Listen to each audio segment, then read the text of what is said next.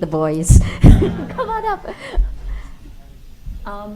Hello, welcome. Thank you so much, Corey. It's been an amazing day for us yesterday, and you will hear from our guys. What we will try to talk about now is to give you just a snippet of some of the conversations, and I have three wonderful men. I have three wonderful men who will tell you about what they're passionate about and what you're doing. Innovation. There are many different definitions of innovation, but I'll take a business one because now I run a business. Sorry. Innovation, one businessman said it is change that brings value. I guess the first, and let me throw it to Ruben first. Let me introduce Ruben Cantu. He is a serial entrepreneur who has, he will tell you about this, because when I throw this question at him, I'm going to have to stop him. But so tell me, how do you agree with that? What that innovation, and how does it build into what you're doing now? Innovation comes beyond invention. It's an iteration. We all build on top of each other. This country, the United States, and the world really stands on our ancestors and all the work that we've been doing. For a technical definition of innovation, though, I'll borrow a quote from my friend and professor Bob Metcalf, who actually invented the Ethernet. So if you use the internet, that you can thank him. He made it at a crossroads. He said, innovation really is where application meets new knowledge. And so if you think about it in this 4-square quadrant, you're trying to get the latest innovation to happen with the newest knowledge and the newest application that can be formed. That to me is innovation. And so we can apply that in our daily lives, in our business lives, but if you start thinking about how can I use new things with new knowledge and combine them together. We never thought that we would be in an age where we could literally be speaking all around the world. Think back to the Guten Press, the press when it first came out, and how we've moved media so far apart, further down the road. Sidelines. Well, right now you're talking to Manila. We're being live streamed in Asia as well. But Ruben, let's talk about you. I mean, that innovation, what you found. What are you passionate about right now? How are you using it in your life? I'm really passionate about the fact that we can leverage niche communities and really show their power. In Austin, we've taken an initiative to really empower the community. We've created the Social Innovators Fund and Fast Pitch. And really what the purpose behind that is, instead of one person, maybe a catalyst like me, trying to create all the change, why don't we leverage the voice of the community? Why don't we ask the community, decide what you think is important to fund. Let's find those social entrepreneurs who are really making that impact, and let them be accountable to the community so they can make that change happen. And we're doing that all on a local scale, local basis in the Central Texas region, but it's having the opportunity to gain global attention of how we're doing it as well. Fantastic. I'm going to run to Sebastian Lindstrom from Good Sweden. morning. He is our maverick, and when he speaks, you will understand why. He looks at the world through very different lenses. Let me toss that idea to you. Again, innovation is change that brings value. How does this play out in your life and what you've chosen to do? Good morning. Good morning. And good evening. Good in evening. Asia. I just realized I did forget to drink the morning coffee, but it should not hold me back. I was thinking about this a little bit, and innovation, a very, very big term that for me have diluted its value a little bit because it's thrown out in so many different ways from the donor down. And as I'm a filmmaker, and I bought my first camera 3 months ago. I've been filming for 5 years, but I'm one of the people who have figured out a way where I can get access to the camera. And I think you find that through innovation now in the last 5-10 years, people get access to cameras all around the world because it's been democratically become available, because price has gone down, technology has gone up. So I'm a filmmaker. I have many different fields that I find myself working in, not as a filmmaker, but I use filmmaking as a platform to get access to stories, people to connect with, opportunities to be part of. But an easy one, Sebastian, Yeah. you were talking about how you land in a country. This man's goal is to hit 150 countries in a short period of time. And but when you land someplace, how do you use this new thing to actually get your work out there? Right. New country, couch surfing, fantastic community. Stay with friends, stay with new people that you connect with.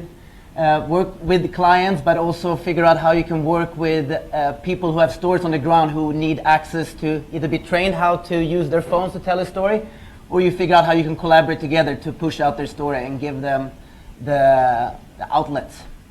He is a boundary spanner in social network analysis. He connects many different people in the real world, but when you put him in the virtual world, he gets a little bit, it's scary. Let me introduce you to Tomas de Lara from Brazil.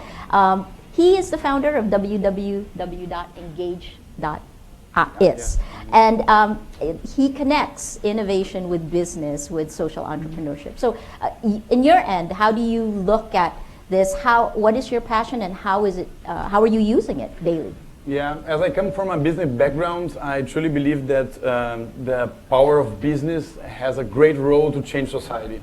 So nowadays my passion is really connected to use the very big scale for big corporation, medium corporation, and even small corporations that are going to be the future of business, to use it to change society in a whole, you know. And I truly believe that innovation nowadays is not only technology innovation or other kinds of innovation, but it is as well on how can we have a more horizontal collaborative governance inside the company, how can we share value among all the chain of value production that we develop on new products, new services. So I truly believe that in the end it's in our hands to change what's outside in this world, you know. And innovation, it's really, really important for all kinds of company, more and more with consciousness now, you know, conscious for society, for a sustainable future, for a more collaborative world, I would say. So as Sebastian said, this word innovation is slightly overused, and so I'm going to go back to Ruben. First of all, let me remind you, we are live all around the world. Please join the conversation. Tweet, you can tweet +SocialGood to throw your questions there. Use the hashtag #SocialGood. Ruben, in what you do right now, you know, one of the things that came out in the 24 hours we've been together is that there are opportunities and there are risks. So can you tell us some of the opportunities and risks that you've dealt with? In rolling out innovation, you have to allow the ability for failure. We're so caught up in a world of success and fast growth and instant gratification, and I'm gonna get valuation at $1 billion. But in reality though, for us to be able to grow collectively as a community, as a global community, we have to understand that progress, it's not that it takes time, but it takes effort on all of our parts. And it's not about a figure number. It's about the value that we create amongst each other. But in order to do that, creation is messy. And there will be failure. But that doesn't mean that's the end of the story. That's actually just maybe a bookmark. What really happens is if you continue through that, that's when you start finding the real innovation happening, because like, oh my God, we set out to do X, Y, Z, but we found out this new insight. This is really where it's at, and here's how we can provide more value than just this particular sector. So at the bottom line is, don't be scared to fail. I think all of us are just, oh my God, what if I fail? This is not gonna be good. We have to be comfortable with that, because that's the only way we'll grow. So Ruben is the founder of Austin's Social Media Innovation Fund and Fast Pitch. He's a media entrepreneur as well. How do you know when to cut your losses? Depending on the situation and the skill that you're working in, you have to identify the kind of culture and the team that you're surrounded by. Some teams are more risk averse, some of them are more tolerant. Well, the reason I bring this up is, if your team is not supporting you in this effort, then you might have to cut your losses quicker than others. But I think that it starts two places: from the bottom down and from the bottom up and the top down. And so if the top management is supporting a culture of innovation, you'll have more of a leniency to continue to play in that space, even though you've had some missteps, because the goal isn't to try to turn around something in 2 weeks. This is a long-term effort. So when you cut your losses when the collective team says, okay, we're done. And it really comes down to that visionary saying, we're not supporting this effort anymore. Fantastic. Sebastian, I was telling you how he lives a very unorthodox lifestyle for a 40-something or 50-something that is looking at us. They might be horrified, but he is living such a life of adventure. Sebastian, your passion and what are the risks and the rewards in what you've chosen to do? Right. I would say that the risk is when you find yourself in a situation where it's very hard for you to know if the story that you're filming, if the beneficiaries in that story, if they are actually benefiting or not benefiting. How long do you have to be on the ground, immersed with the people who are getting funding or support from a project? Is it 2 days you can live with them and figure out if they're better off or worse off? Or is it 2 weeks, 2 months, 2 years? When do you know? So that's one of the hard parts of my life as a filmmaker, as you go from one project in one country 1 week and then you continue that. So that's the biggest conundrum. The benefit for me is when I find myself in situations when I would be, for example, on the back of a motorbike, which I think is, you're vulnerable and you're immersed in the community and you're going through traffic and Thomas is driving. Many of you have maybe been there on the back of a motorbike, okay? Hopefully you have a helmet. He's driving and I'm surrounded by him, right? And we're having a conversation. Yeah. And we can filter out everything that's happening around us. And I think this is a space where we truly connect. And Yes, we connect. last night, me and Thomas found access to a sauna. And we're sitting there, we're sitting in the sauna, and we had that moment. And that reminds me of the conversation we had 2 days ago where we said, one conversation can change everything. And I think that you can increase the opportunity for yourself to find yourself in those spaces where you can have these conversations. So how do you define success? I think for me, when I can connect Thomas to someone in Somalia and 2 weeks later, 2 months later, they will create something together, that's success for me. And Tomas, the guy who's having an intense conversation with Yes, Sebastian. Again, you're interesting because it's business and business plus do-gooding coming together for you. I mean, tell us a little bit more about what you do, the risks and the rewards. Okay, so one thing I'm really interested in is collaborative organizations. So there is this co-working and ecosystem of social entrepreneurs in Rio de Janeiro, which is called Goma. So I'm one of the co-founders, and it's interesting because there is other 59 co-founders. And there is no CEO, no director. It's all collaborative, horizontal type of experiment, I would say, more than a business, you know. And it's so cool because for us, success, first of all, is to learn with each other, you know. Or an organization, being a big corporation, being United Nations or whatever, it's a learning process of human beings, you know. And I think we are evolving through learning. And for me, success is to learn, to evolve, being maturely, spiritually, energetically. And then I think if we get this idea into big organizations, more organizations, and really try to do it from the heart, I think that's a good deal, you know, it's a very good thing. That's innovation, in my opinion. Can I throw in an extra question? Go.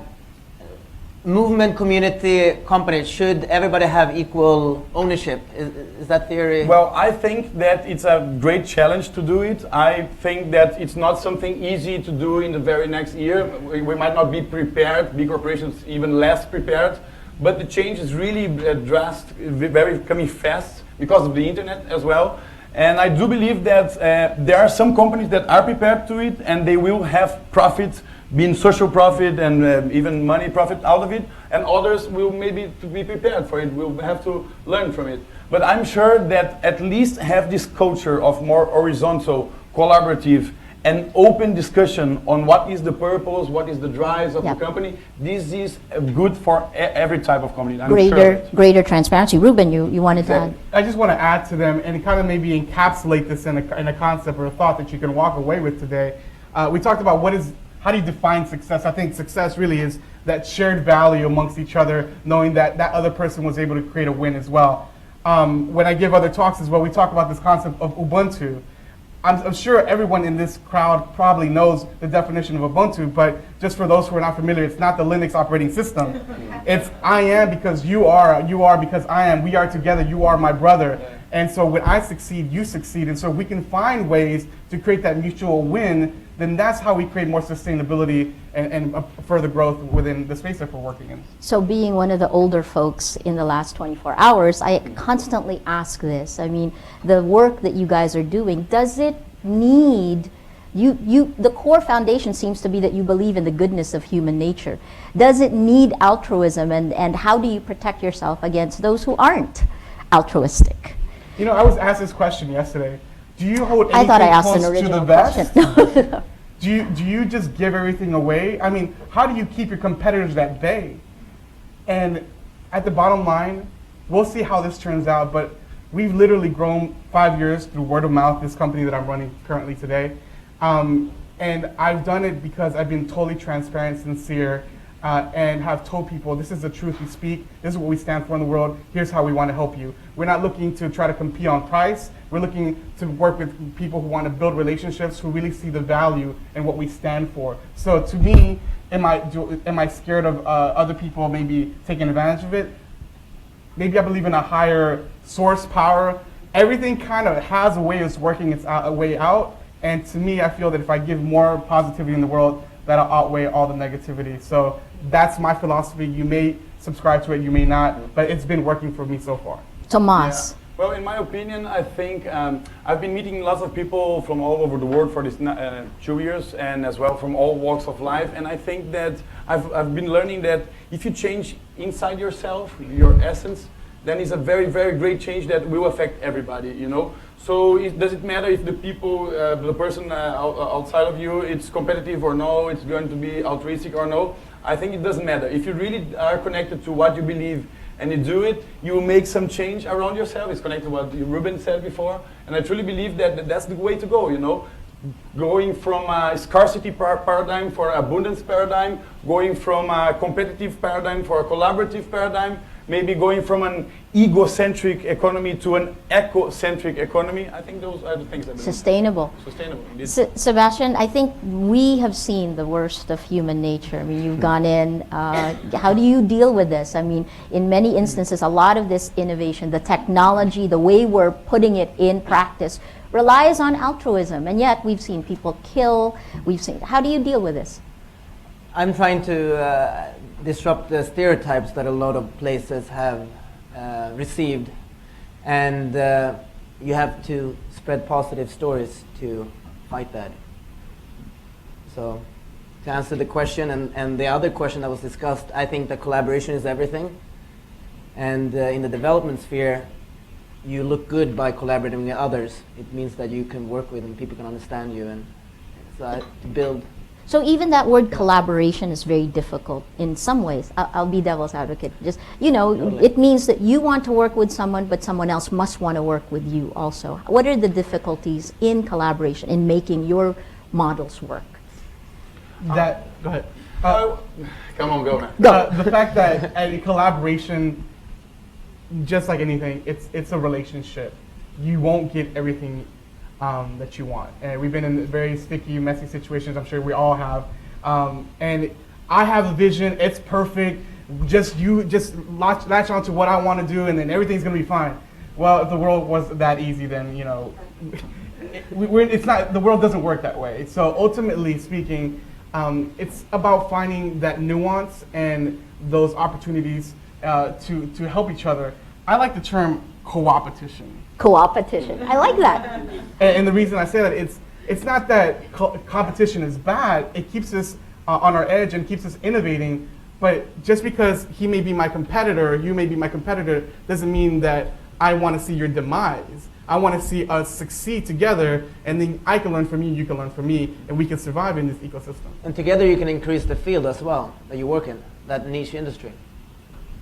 Tomas. Yeah, and I truly believe that, for example, in my opinion, I am only working with people that are really open to collaboration, which are believing in open source movements, being of software or other intellectual properties. And even in big corporations, nowadays that I'm working in Brazil as a consultant, I only work in projects that they are willing to open up the things and be in collaborative. I think that in this way, you will connect with people that are collaborative, and some way, somehow, people that are not will be in other spheres, other areas, and they will do their things. I truly, truly believe that collaboration is much, much better, much more efficient, and it's more nature-wise, you know? It's like biomimicry. If you understand the nature as it evolves, we understand that nature collaborates. Nature is all interdependent. We are all connected, you know? And this is the way collaboration works, basically. So let me ask you a question. I run a startup that's a media organization, and co-opetition is a nice term, but we are 2.5 years old and we're now the 3rd top online news site, but everyone looks at us as competition in traditional media. What advice would you give for me? How do I collaborate with competitors? Right. So, to me and Maria, My competitors don't listen. first of all, I want to congratulate Maria. I see you as a mentor as well. So this is awesome what she's been able to do. When you start truly providing value and being that thought leader, your other competitors look to you for help. And so if you're able to give them more value, it's not that they want to see your demise. They'll start to see you for resources. So I would say, try to be that person that people go for help, because then that builds trust and it eases the trade friction.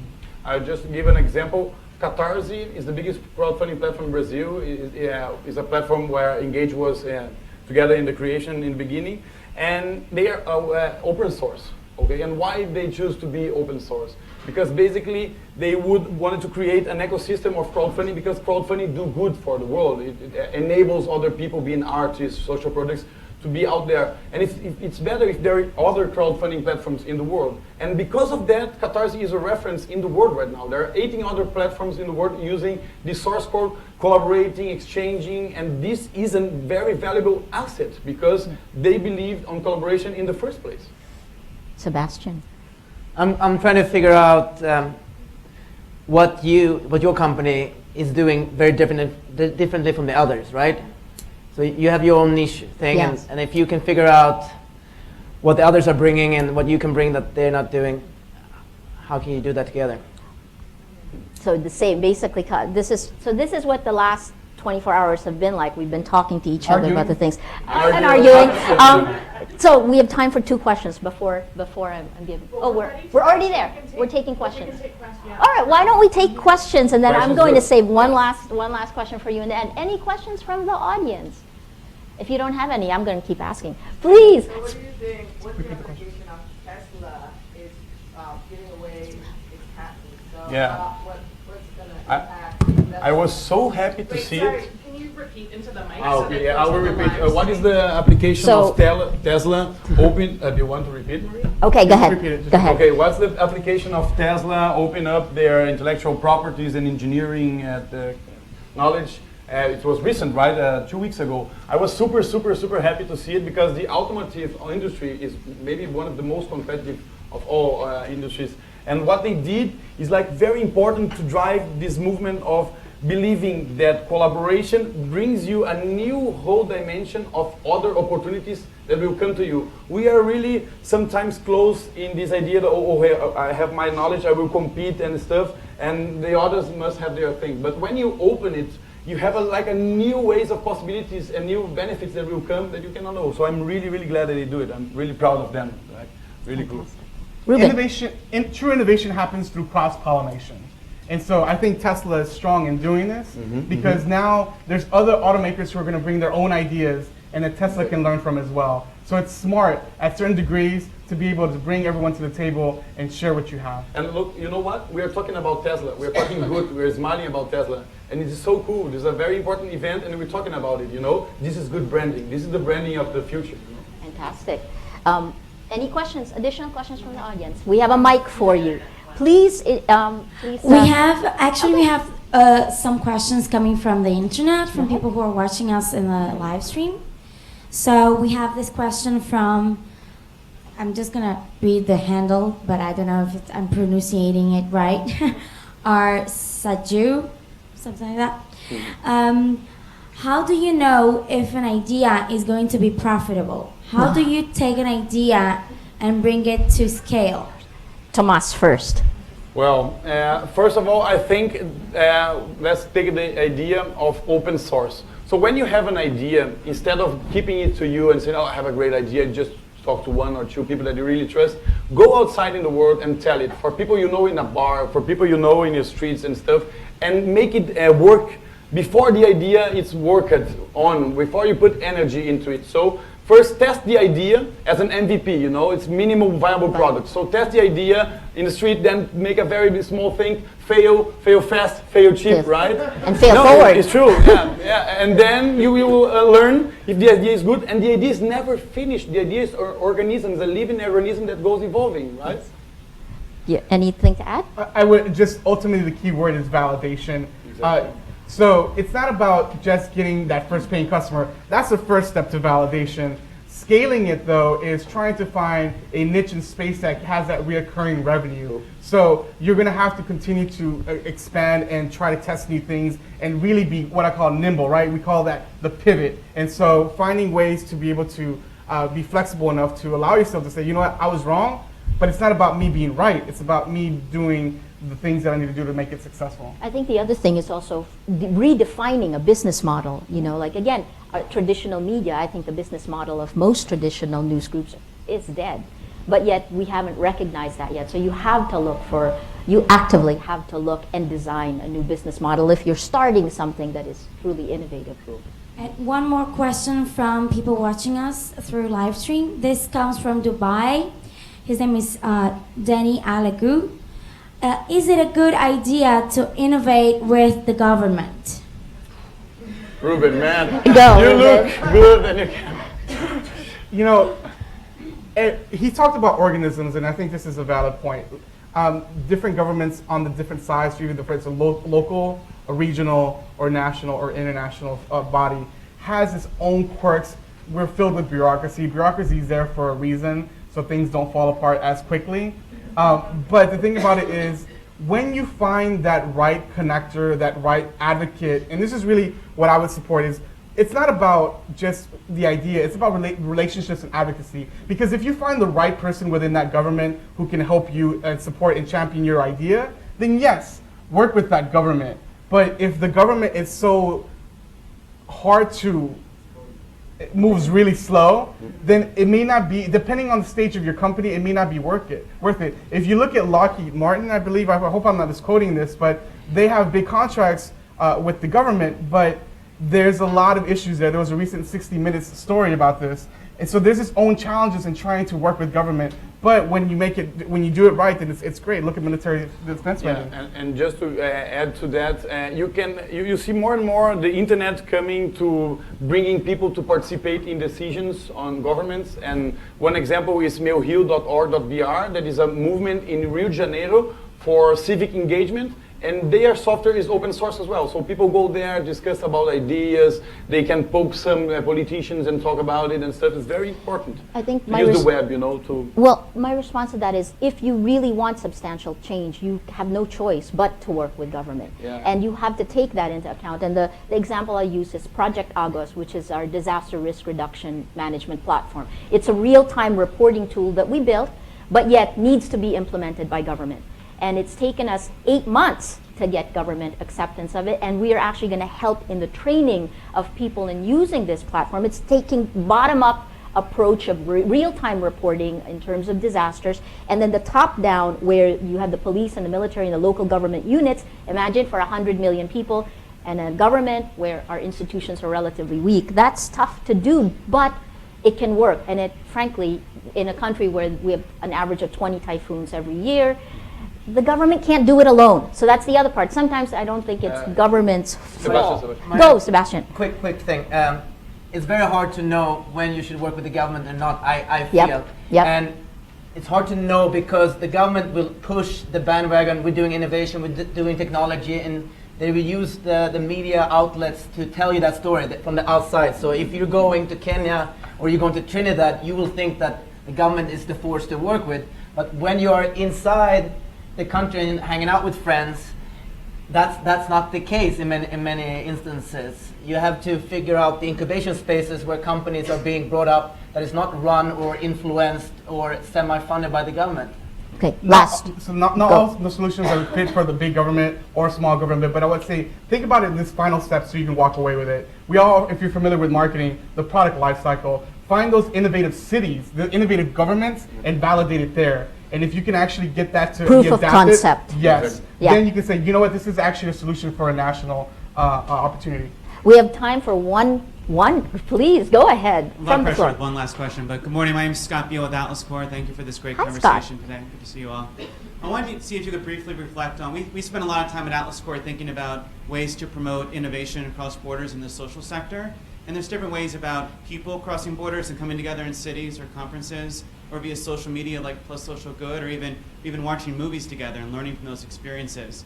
And are there forums, what's the best way to promote innovation, especially across borders? Can it be done online? Does it need to be in person? Can we hear stories and evolve that way, or is it a combination? Yeah, my quick answer to that is that the internet connects people in the first place. So let's say we have like 3 big communities, for example. Sandbox community is one, Global Shapers community is other, and +SocialGood is other. What the internet does is basically connect them in the first place, and then you see who you can collaborate with, who you have synergies, and you have projects that you can do together. And then, yes, you have to meet personally. You have to do the touch, you have to do the bike ride, the sauna thing, you know. Yeah, and that I'm really feeling works. left out. Yeah.